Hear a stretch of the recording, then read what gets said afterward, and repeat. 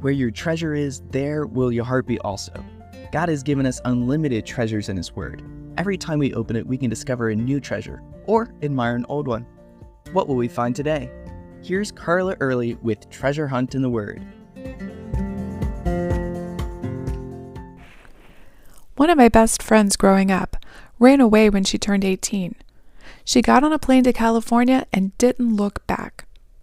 As I reconnected with her recently, I found out how she'd been abused at home and how she just wanted to get as far away as she could.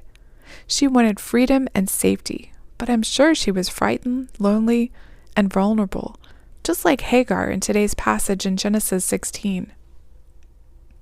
Hagar's mistress, Sarai, had given her to Abram to have a child with her, but when Hagar became pregnant, Sarai felt slighted because of Hagar's attitude and dealt with her harshly, with Abram's approval. So Hagar ran away. She's been used and abused, and likely the child she carried would be taken away from her if she stayed. She felt stuck in a no-win situation. Running away left her unprotected, vulnerable, and afraid.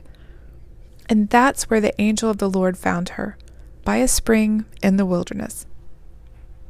The angel of the Lord appears in several places in the Old Testament, but this is the first.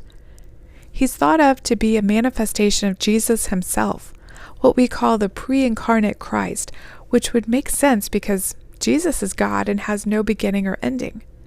And encouraging a frightened, lonely woman at a well is something Jesus was known to do.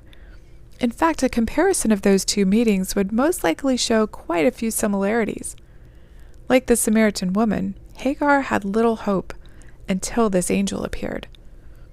The angel knew Hagar and her position in life. He called her by name. He said, "Hagar, Sarai's maid, where have you come from and where are you going?" Now that's one thing about God. He doesn't ask questions because he doesn't know the answer.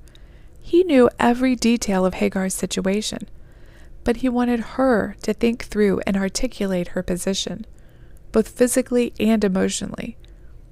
She was running away from abuse, slavery, and a life she didn't want. But she had no clue where she was going. Her life was uncertain, unstable, and unsure. Where could she go? Alone, pregnant, in desert-like conditions? This wasn't the place she needed to be.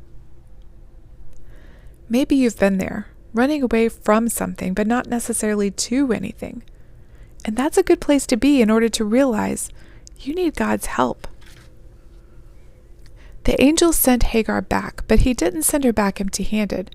He gave her 2 commands and a promise.